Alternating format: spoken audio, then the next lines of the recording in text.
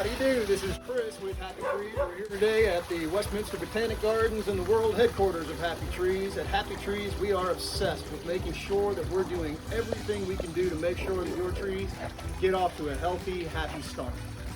We loathe warranty. It is painful for the consumer, it's tough on the company, it costs us money, so obviously it's in our best interest to do everything that we can to make sure that your trees will thrive for generations to come.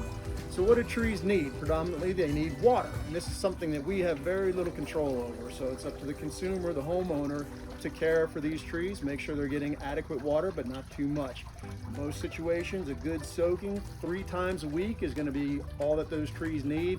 You want to make sure there's not water sitting in the bottom of that planting hole. So check those water gauges, make sure your irrigation system is set properly. If you're finding you have a problem, we can maybe take steps to remedy that. But keep an eye on it, monitor those trees, monitor that water situation. That's the most critical thing you can do. We take care of initial fertilization, and we are constantly striving to improve these practices, find out what's working best. And we've got some new products we're going to test out here today. So the first thing that trees need is nutrition, proper nutrition, minerals and nutrients. Just like we humans will take a multivitamin to get the proper nutrients that we need, trees need nutrients as well. And mostly that's nitrogen and phosphorus and potassium, things like that, but also micronutrients, iron, for example. Huge problem in Colorado. We have iron in our soil, but it's chemically bound up, unable to be taken up by the tree. Logan, can you pan up to these trees behind me here? You see those yellow leaves in that oak tree and the maple behind it? That's a clear indication that those trees are missing nutrients, not getting enough iron, not getting enough magnesium or boron or copper, zinc. So we found a Colorado company, Key to Life. They've produced this product called Greennine, and it does just that. It is a very concentrated form of micronutrients, and it provides all those elements that the trees need to survive.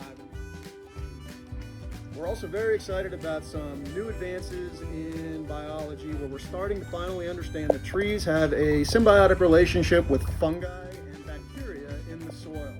So we've known for decades, for example, that we add bacteria to our koi ponds to soak up all the nutrients, the fish waste, and whatever leaves and debris may have accumulated in these ponds. We add bacteria to the ponds to gobble up all that extra nutrition, and that helps prevent the growth of algae, which would otherwise be consuming those nutrients. Well, we know.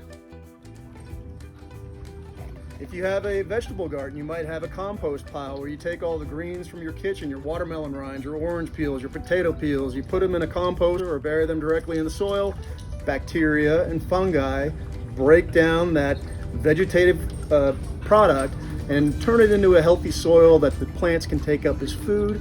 Well, now we know that trees have a symbiotic relationship with fungi and beneficial bacteria in the soil that is essential for helping break down complex molecules and turning them into simple nutrients that the trees can take up as food. So we've discovered this product called Root Life, and it is a blend of beneficial bacteria that will colonize in the soil, proliferate, and help those trees spread those roots deeply and deep down into the ground, help anchor those trees and uptake nutrients.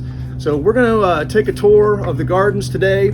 None of these plants have been treated with these products. I have been using a more retail-friendly or available Fox Farm product called Bush Doctor Microbe Roots. I would encourage you to look for that or similar microbial fertilizers at your local garden center.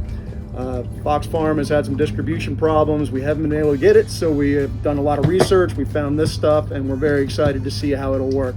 So let's take a look at some of the trees, talk about what kind of expectations we have, and we'll check back in September when it cools down to see if they've improved.